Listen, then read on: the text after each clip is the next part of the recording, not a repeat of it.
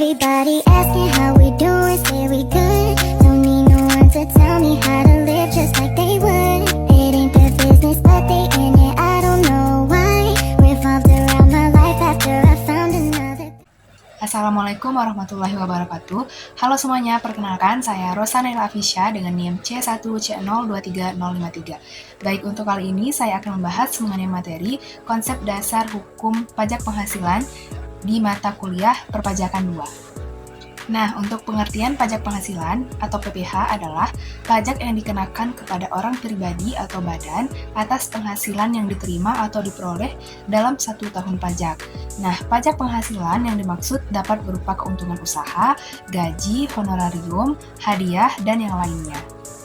Nah, adapun konsep dasar hukum pajak penghasilan, yaitu peraturan perundang-undangan yang mengatur pajak penghasilan di Indonesia adalah Undang-Undang Nomor 7 Tahun 1983 yang telah disempurnakan dengan Undang-Undang Nomor 7 Tahun 1991 dan Undang-Undang Nomor 10 Tahun 1994, Undang-Undang Nomor 17 Tahun 2000, Undang-Undang Nomor 36 Tahun 2008, Peraturan Pemerintah, Keputusan Presiden, Keputusan Menteri Keuangan, Keputusan Direktur Jenderal Pajak, dan Surat Edaran Direktur Jenderal Pajak. Nah, selain itu, ketentuan terbaru tentang pajak penghasilan telah disempurnakan dan diatur dalam Undang-Undang Nomor 11 Tahun 2020 tentang Cipta Kerja. Nah, serta Undang-Undang Nomor 7 Tahun 2021 tentang Harmonisasi Peraturan Perpajakan atau Undang-Undang HPP. Nah, adapun jenis-jenis pajak penghasilan, yang pertama PPH pasal 15 yang diatur dalam Undang-Undang Nomor 36 Tahun 2008 tentang perubahan keempat atas Undang-Undang Nomor 7 Tahun 1983 tentang pajak penghasilan. Nah, PPH pasal 15 merupakan salah satu jenis pengenaan pajak atau pungutan pajak pada industri di bidang penerbangan dalam negeri, pelayaran dalam negeri, pelayaran atau penerbangan di luar negeri, serta perusahaan asing. Nah, adapun untuk subjek pajak dalam pajak penghasilan pasal 15 ini, biasanya perusahaan pelayaran dan penerbangan yang ada di dalam negeri, serta kantor perwakilan dagang atau KPD. Kantor perwakilan dagang ini di Indonesia yang belum memiliki persetujuan penghindaran pajak berganda atau P3B dengan Indonesia, serta perusahaan yang melaksanakan kegiatan maklun internasional.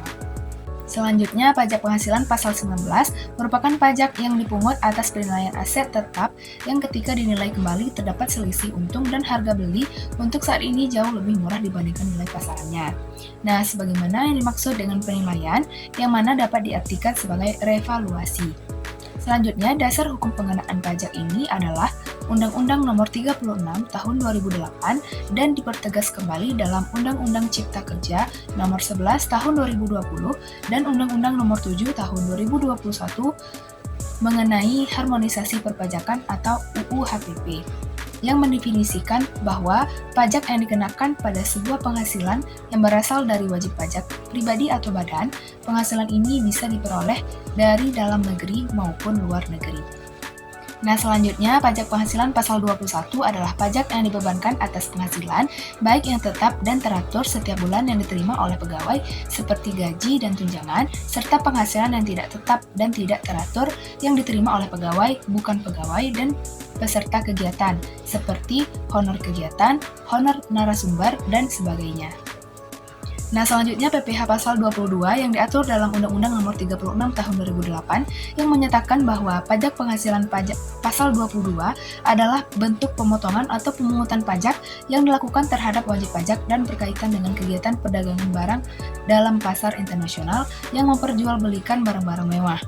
Nah, pajak penghasilan ini dikenakan kepada badan-badan usaha tertentu, baik milik pemerintah maupun swasta yang melakukan kegiatan ekspor, impor, dan reimpor.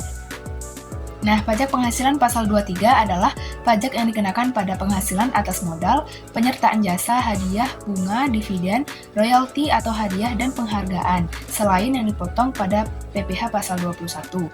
Pemotongan PPH pasal 23 dilakukan oleh pihak pemberi penghasilan sehubungan dengan pembayaran berupa dividen, bunga, royalti, sewa, dan jasa kepada wajib pajak dan bentuk usaha tetap.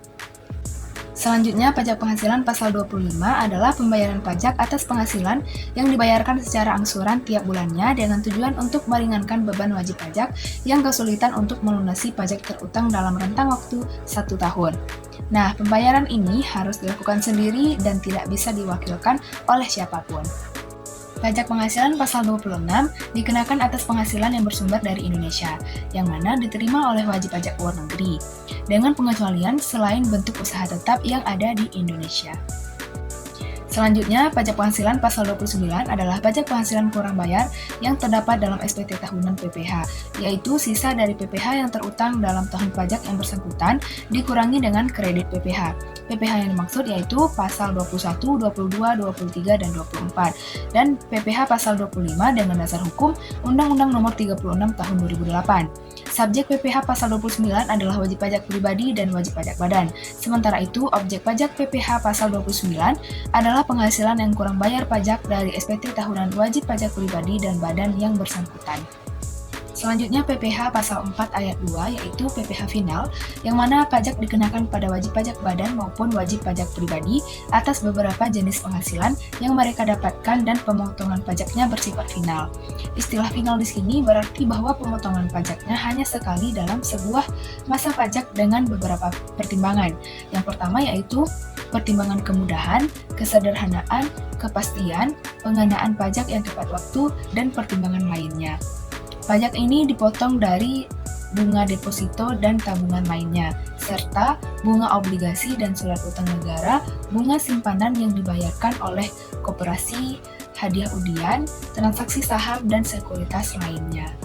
Jadi kesimpulannya yaitu pajak adalah kewajiban rakyat kepada negara yang merupakan bentuk kontribusi masyarakat untuk membangun tanah air dan negara. Pajak juga merupakan salah satu sumber penerimaan negara yang paling penting untuk implementasi pemerintah dan pembangunan nasional. Adapun jenis-jenis pajak penghasilan yaitu pajak penghasilan pasal 15, PPh pasal 19, PPh pasal 21, PPh pasal 22, PPh pasal 23, PPh pasal 24, PPh pasal 25, PPh pasal 26, PPh pasal 29, dan PPh final pasal 4 ayat 2. Di Indonesia, pajak penghasilan awalnya diterapkan pada perusahaan perkebunan yang banyak didirikan di Indonesia. Pajak tersebut dengan pajak perseroan atau PPS. Sekarang untuk membayar pajak tidak hanya bisa dilakukan dengan cara menyetor langsung, melainkan sudah bisa dibayar secara online. Dengan membayar pajak secara online, bisa mempermudahkan bagi wajib pajak untuk membayarnya karena tidak perlu antri dan menunggu lama. Sekian materi yang dapat saya jelaskan pada video kali ini. Semoga bermanfaat bagi teman-teman semuanya. Dan see you di next video.